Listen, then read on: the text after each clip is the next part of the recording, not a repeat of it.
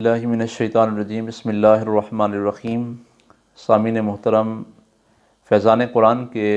اس خوبصورت سلسلہ کے اندر ماہ رمضان مبارک کے بعد ایک مرتبہ پھر ہم آپ کی خدمت میں حاضر ہیں،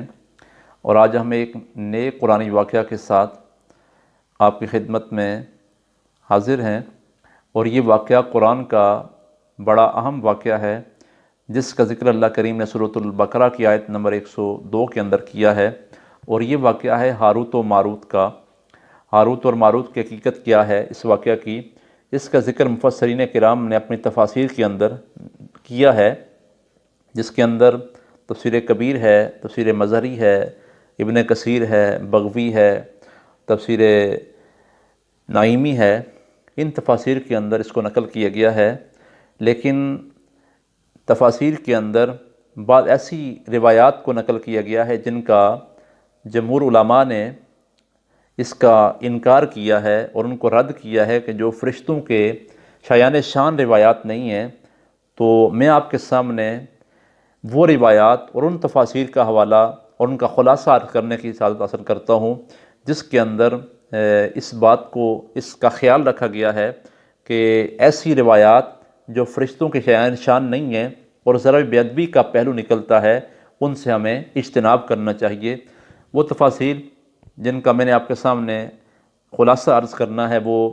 تفسیر ضیاء القرآن ہے، تفسیر ابن کثیر ہے، اور تفسیر تبیان القرآن ہے، تفسیر صراط الجنان ہے، تفسیر امداد الکرم ہے۔ ان تفاسیر کے حوالہ سے میں آپ کے سامنے عرض کروں۔ واقعہ یوں ہوا کہ جب حضرت سلیمان علیہ السلام نے اپنے دور حکومت کے اندر جنات سے کام لیا، جنات سارا کام کرتے، بلڈنگیں بناتے، عمارتیں تعمیر کرتے، سڑکیں بناتے، حوض کنویں کھودتے، یہ سارے کام حضرت سلیمان علیہ السلام ان سے لیتے، اور انسانوں کے ساتھ ان کا اکثر خلط ملط ہوتا رہتا تھا، اور وہ انسانوں کے سامنے کرتب کرتے، حیران کن کام کرتے، اور انسان حیران ہو کے ان سے پوچھتے کہ تم یہ کرتب کیسے کرتے ہو؟ اور وہ کہتے کہ ہم تو فلاں منتر پڑھتے ہیں، اس کا یہ اثر ہوتا ہے۔ وہ انہیں سکھاتے، انسانوں کو کہتے، یہود سے کہتے کہ تم بھی یہ سیکھ لو۔ وہ ان سے کلمات لیتے اور اس پر عمل کرتے اور اپنے پاس لکھ لیتے، اور پھر بعد میں آہستہ آہستہ انہوں نے باقاعدہ کتابیں لکھنی شروع کر دی اور اپنے پاس رکھی جادو کے حوالہ سے، جن کے اندر علم تھا، اور وہ عمل کرتے، اور شیطان چپکے سے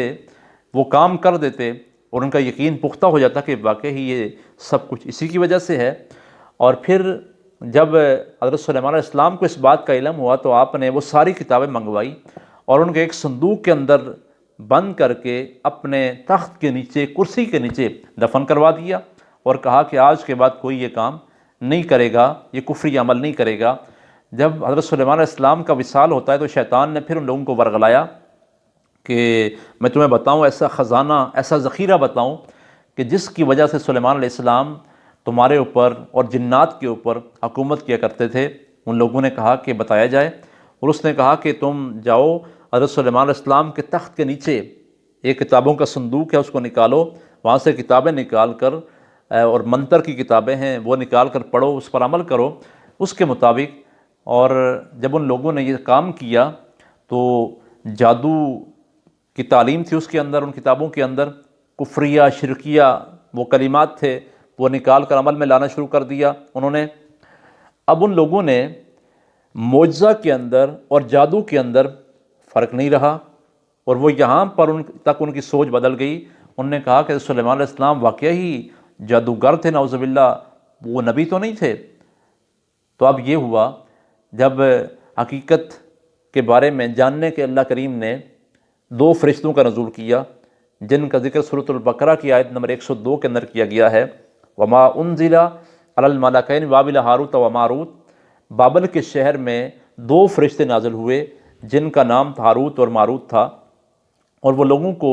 جادو کی حقیقت کے بارے میں سکھایا کرتے تھے، اور ساتھ یہ بھی کہتے انما نحن فتنۃ فلا تکفر، کہ ہم آزمائش ہیں، بس تم اس جادو کو سیکھ کر اس پر عمل کر کے کفر کے اندر مبتلا نہ ہو جانا۔ لیکن ان لوگوں نے کیا کیا؟ جادو سیکھا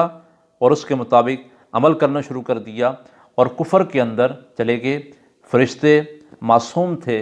اللہ کے معصوم فرشتے ہیں، انہوں نے کوئی کفر نہیں کیا، کوئی گناہ نہیں کیا، یہ لوگوں نے سیکھ کر گناہ کے اندر اپنے آپ کو مبتلا کر دیا۔ جب ان لوگوں نے یہ سارا کام کیا تو اب سوال یہ پیدا ہوتا ہے کہ جب جادو حرام ہے، گناہ کبیرہ ہے، تو پھر اس کو سکھانے کے لیے اللہ نے فرشتوں کا نزول کیوں کیا؟ اس کے حوالہ سے میں آپ کے سامنے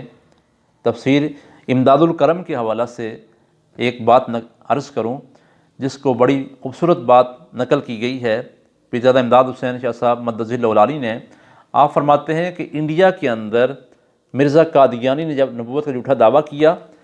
تو لوگ اس کے دام فریب کے اندر آنا شروع ہوئے، تو اب علماء کرام میدان میں آئے۔ علماء کرام نے لوگوں کو اس کی تعلیمات سے اور اس کے جھوٹے دلائل سے آگاہ کیا۔ اب جب لوگ آگاہ ہوئے تو جب لوگوں نے سمجھ لیا، اب سمجھنے کے باوجود، جاننے کے باوجود، آگاہ ہونے کے باوجود کوئی بندہ مرزا قادیانی کے جھوٹے نبوت کے دعوے کو مان لے اور اس کی پیروی اختیار کرے، تو اس میں قصور علماء کرام کا نہیں ہے بلکہ اس پیروی کرنے والے کا ہے۔ ایسے ہی ہاروت اور ماروت نے